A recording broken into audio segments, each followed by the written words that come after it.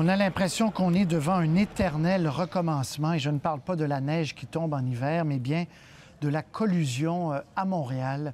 Dans un rapport qui a été déposé hier au Conseil de ville, le vérificateur général de Montréal soupçonne la présence de collusion dans l'attribution des contrats, donc de déneigement, mais aussi d'enlèvement des ordures et aussi de matières recyclables à Montréal.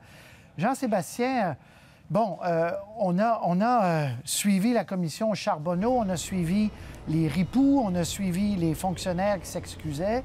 Et là, on se demande vraiment jusqu'où ça va aller. Est-ce qu'il y aura une fin à tout ça? Parce que fondamentalement, la question de fond, c'est est-ce que les citoyens de Montréal paient trop cher pour ces services qui sont essentiels, évidemment? Bien, si ça se confirme, effectivement, il paie probablement trop cher. D'ailleurs, Jacques Bergeron, le vérificateur général de la Ville, écrit dans son rapport que ça ne favorise évidemment pas des coûts à la baisse, si vous voulez, lorsqu'on demande un service. Parle de collusion possible ou probable. Probable dans le cas de la collecte et du transport des déchets. Parle de nombreux indices qui laissent croire cela. Pour vous donner quelques exemples, il y a quelques entreprises seulement qui recueillent tous les contrats dans de nombreux arrondissements.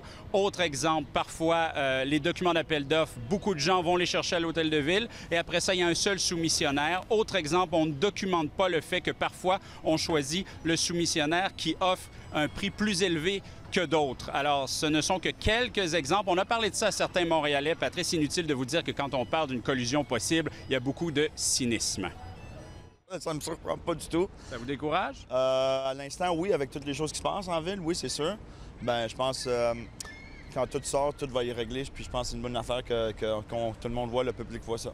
Je pense que c'est quelque chose qui aurait dû être vérifié depuis assez longtemps. Je pense que c'est primaire. Et en tant que payeur de taxes, je pense que c'est absolument nécessaire de faire un changement, ou au moins être plus averti. Qu'est-ce que vous demandez à l'inspecteur général? De faire l'ordre.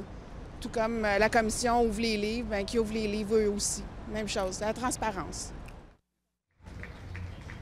Bien, justement, l'inspecteur général Denis Galland, on lui a parlé cet après-midi. Il est en fonction depuis le 25 février. Actuellement, il y a une dizaine de personnes qui travaillent autour de lui. Ils seront bientôt 25. Je lui ai demandé qu'est-ce qu'il pensait, qu'est-ce qu'il avait à dire donc sur ce rapport du vérificateur général et particulièrement sur ces cas de collusion possible. Je vous laisse écouter Denis Galland.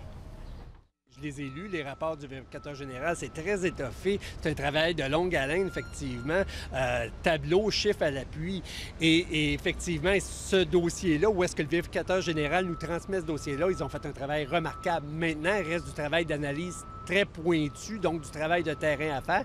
Et la loi créant l'inspecteur général de la Ville de Montréal a été sanctionnée vendredi dernier. Donc maintenant, mes enquêteurs ont les pleins pouvoirs pour aller enquêter. Alors, on attend les résultats de ces pleins pouvoirs chez le shérif de la Ville, chez l'inspecteur général. On a entendu plus haut dans le bulletin le maire de Montréal et M. Bergeron qui disent, bien justement, ça prouve qu'on avait besoin d'un inspecteur. D'autres réactions? Oui, bien pour en revenir à M. Coder, d'ailleurs, il disait, et c'est bon de le mentionner, que dans les travaux publics, depuis que la Ville a changé ses règlements, depuis qu'existe la commission Charbonneau, etc., on aurait sauvé 25 à 30 imaginez, d'économies. Alors, on espère que ça va se produire aussi dans les domaines des déchets, du déneigement. J'ai parlé à Réal Ménard, maire de Hochelaga-Maisonneuve. Voici ce qu'il avait à dire là-dessus. Moi, comme gestionnaire des fonds publics qui a à donner des millions de contrats pour des services essentiels, la question du prix est toujours la première variable.